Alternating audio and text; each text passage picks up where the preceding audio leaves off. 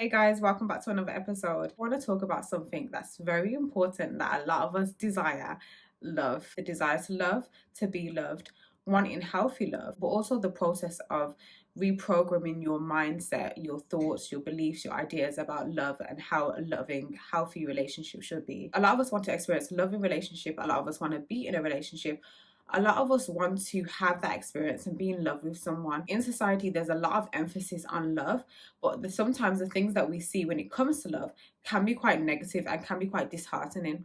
And with the fact that we're exposed to social media and we're exposed to people's opinions and projections and their experiences and what they've got going on, when it comes to love, we see a lot of negative aspects of love, dramatic experiences of love, the cheating, the lies, the deceit.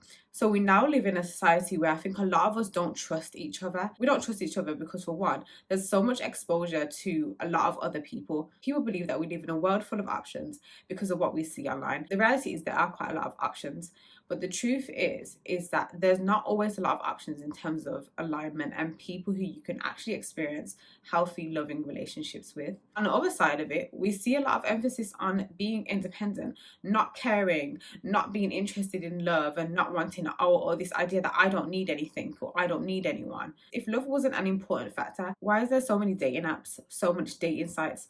Why is social media in itself a dating experience to some degree, depending on how you use it? Why is there so much emphasis placed on love if this wasn't something that people generally desire?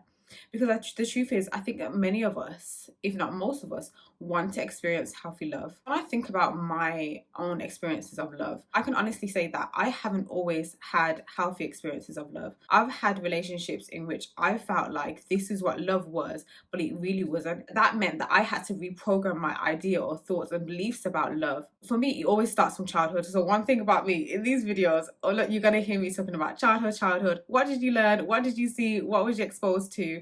All that stuff, because a lot of these things do shape us. We're taught things within childhood, we're shown things in childhood which now follow us into our adult life and follow us into our relationships. For one, the relationship that we have with ourselves sets the tone for a lot of the relationships we have with other people. If we can't love ourselves in healthy ways, that doesn't mean that we are unable to love people in healthy ways or love people in the ways that they would like us to.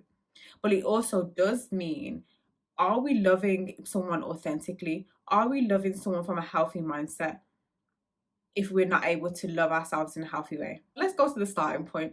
Let's go to the idea of love and our thoughts about love. Speaking from experience, one thing that kind of followed me into my adult life and my relationships is this belief that love and abuse can coexist. When I think about love as a child, it's hard for me to say that I fully felt like I was loved. Like I genuinely felt like this is what love is and this is my experience of love. I felt like I was looked after, but that's the difference. Feeling like you were looked after is like your basic needs are met, right? So that's you have a roof over your head, you're being fed, you're clothed, you are warm. Those basic needs that parents are supposed to do for kids that they chose to have. So you can feel like you've been looked after within your childhood and your basic needs were met. But do you really feel like you experienced healthy love as a child? I would have experiences where I would be criticized, disrespected, emotionally and verbally abused. I'll be talked down to, I would be mistreated at times. Some of my needs, some of my emotional needs weren't met. It's like when people have experiences with our parents where they talk to us anyhow or treated us in certain ways, and instead of apologizing and taking accountability, they just do certain things like give us food and be like, oh, here's dinner or stuff like that. But when we really think about it, what is that teaching us? Because naturally we love our parents, we love our family members. It's like a natural experience within us. Like we feel like we do love them. But then when we experience things like that, like emotional abuse, verbal abuse, even physical abuse, mental abuse, psychological abuse, things that scar us or hurt us or harm us emotionally, and then we get like the other side of things where they're taking care of our basic needs, or they apologize, or they don't apologize but they do certain things to kind of make things right. What does that actually teach us?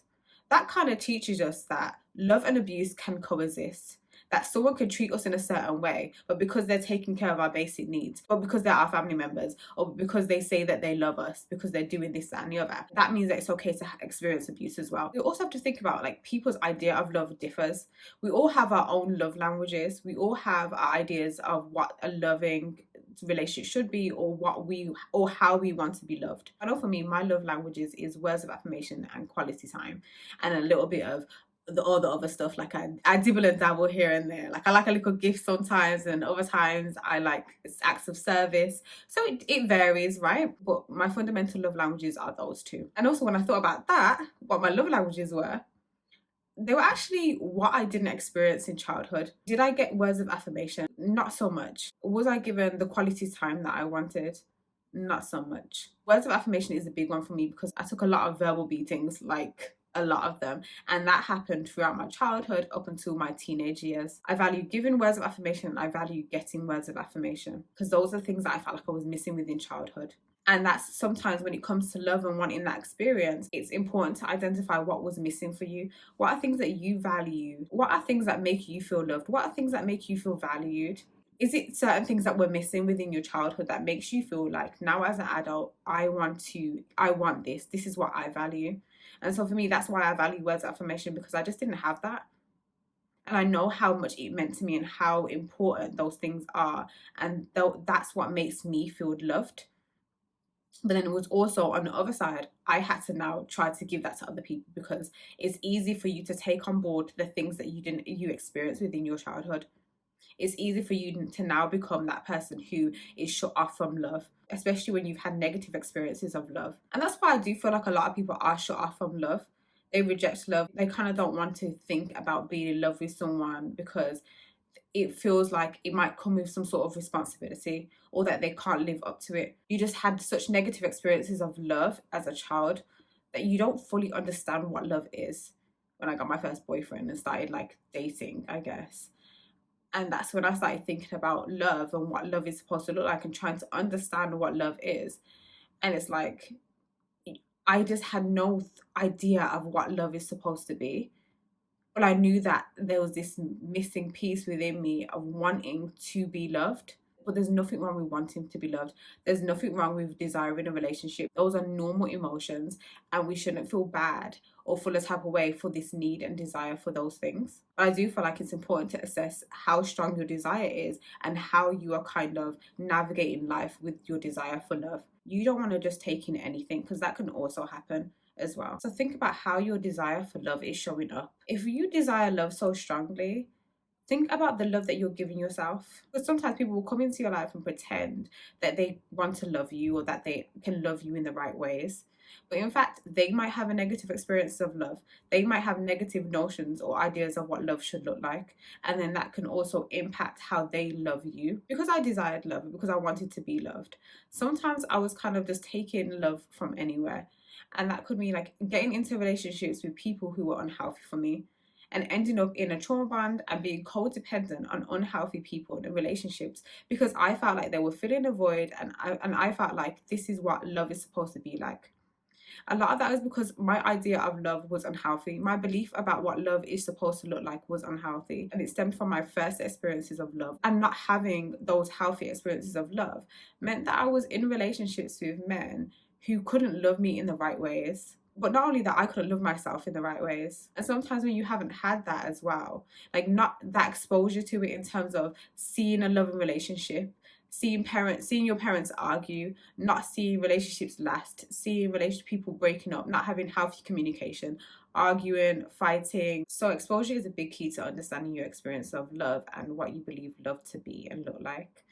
And I think love can just come from so many different ways. Like you can have love in life, love in people, love in relationships, love in so many different aspects. I can now say that I've had healthy loving experiences, but it didn't come without that lesson in self-love, because it always started from myself first. It was always going to start with you first. It always does. Like I said earlier, that relationship that you have with yourself sets a tone for a lot of the relationships that you have. If you don't completely love yourself, right, then it can impact the way that you love other people. But it doesn't mean that you're unable to show up in a way that's loving for other people. But I do think that creating that loving foundation within yourself, that self-love and that self-worth and respect, it does set the tone for your experience in this world. It does allow you to attract the love that you truly want and you truly desire.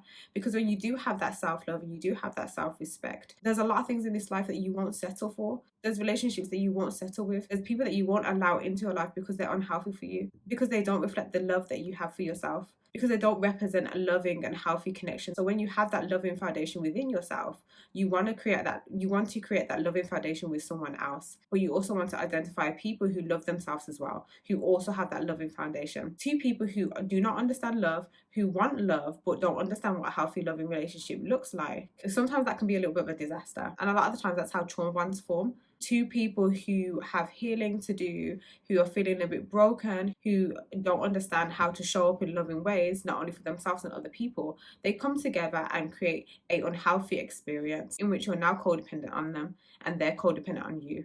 And for me, that was a turning point.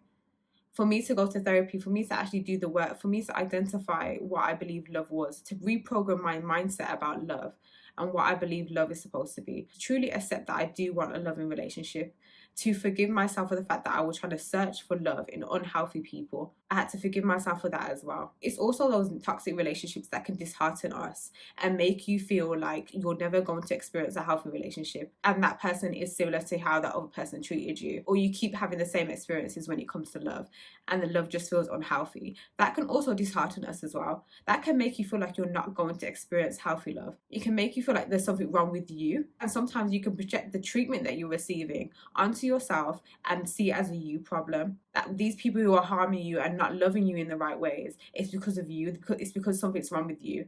And it's not the case. It might mean that there's more work for you to do internally. It might mean that you need to look inwards to think about why you're attracting the people that you're attracting outside of yourself. But it doesn't mean that there's something inherently wrong with you.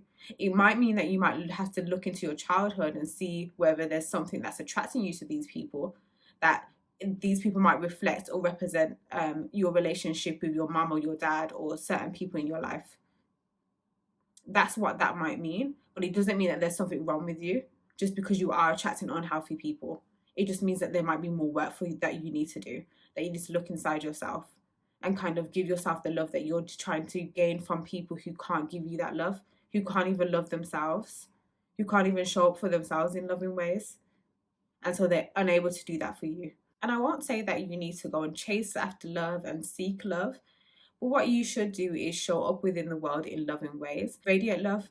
Love kind of bounces off you, and then you attract love, and you attract healthy love, or you attract people who also love themselves, who also show up in loving ways. Because it's one of those things where it's like brokenness can attract brokenness, but love can also attract love as well. When you have a healthy loving experience, when you show up in a healthy way, when you show up in a loving way, when you radiate love and you radiate kindness and warmth, when you're willing to communicate in healthy ways, when you're willing to be honest and open and respect someone, to accept yourself and accept other people, because that's what love is about as well. It's about that acceptance of other people and who they are and what they bring to the world and what they have to offer. But also when you accept yourself and you accept who you are, what you bring to the world and what you have to offer, then you're able to also attract those people that feel the same way and show up in that way as well. So it's like attracting like for like. Showing up in a loving way can attract someone else who shows up in a loving way. So when you know that you want a healthy loving experience, you'll be intentional. And so if someone comes into your life and they're not showing up in a way in which reflects what you want and what you desire, you're able to have that awareness in your mind where it's like, this doesn't reflect that for me. So instead you won't settle for crumbs or the little bit of love someone thinks they're giving you. You'll be intentional about gaining the healthy loving experience that you want, but you will also do what you need to do to create that and develop that loving connection with someone. Because I feel like love grows, love is transformative. So it's like when you're in a relationship with someone or when you're getting to know someone and connecting with someone, you'll also do the healthy things that allows you to develop that experience, develop that love, to grow that connection with someone. You'll communicate in healthy ways, you'll be open, you'll be honest, you'll be authentic, you'll be kind, you'll be loving, you'll be respectful. You'll do all the things that allows people to feel loved, that deepens connections, that grows connections.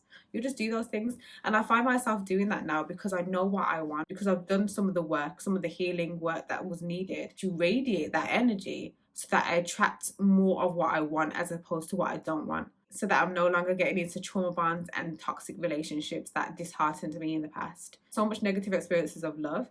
I feel like it could have put me into a space where I was like, I don't want to experience this anymore.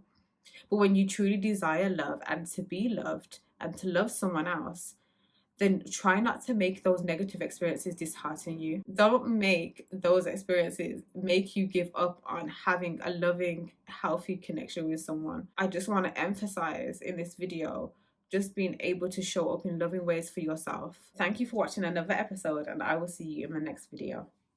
I also keep forgetting to say this, so don't forget to like and subscribe, and also comment your thoughts on love and whether you're in a healthy, loving relationship. Like, share these things with me. I want to hear it. I want to respond to it. So yeah.